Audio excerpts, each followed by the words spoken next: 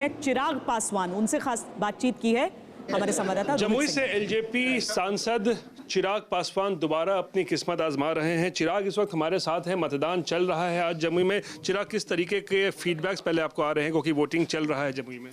देखिए, feedback honestly बहुत positive आ रहा है। आप सबसे मैंने फीडबैक लिया तो जितना भी सुन रहा हूँ फीडबैक बहुत पॉजिटिव आ रहा है और कॉन्फिडेंट हूँ मैं। कॉन्फिडेंस है मुझे अपने पिछले 5 साल के किए गए कार्यों पर, अपने काम पर, हमारे प्रधानमंत्री जी के नाम पर और जनता दल यूनाइटेड के साथ पर और अपने पिताजी के आशीर्वाद पर।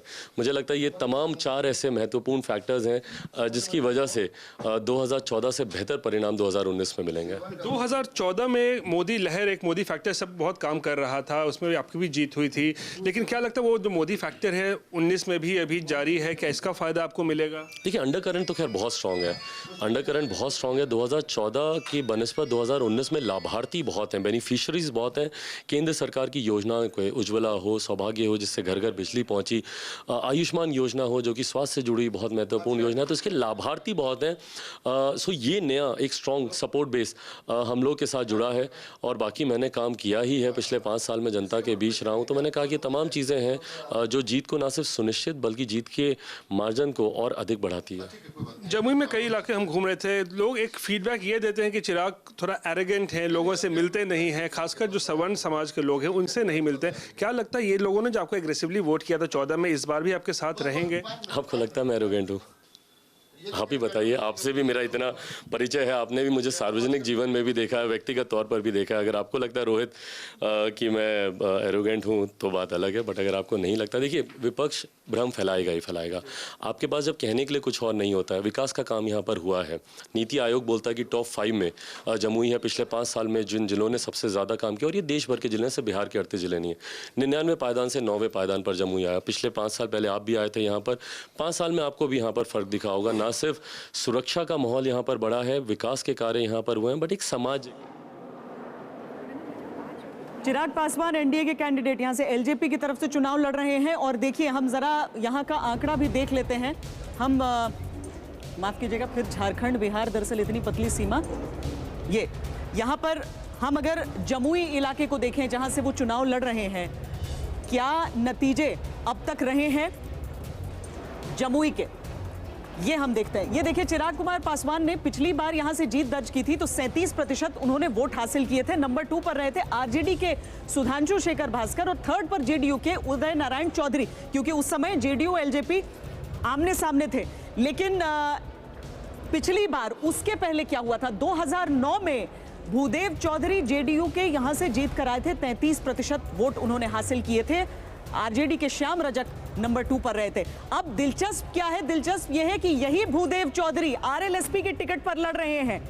भूदेव चौधरी जो कि जेडीयू में थे, यानी कि जो मौजूदा वहां पर एनडीए गठबंधन है, भूदेव चौधरी आरएलएसपी की टिकट पर लड़ रहे हैं चुनाव चिराग पासवान के खिलाफ। वंशवाद की तमाम बातें हो जाती हैं, आमने सामने की बातें हो जाती हैं आशुतोष, लेकिन हर जगह रहता ही है वर्चस्व।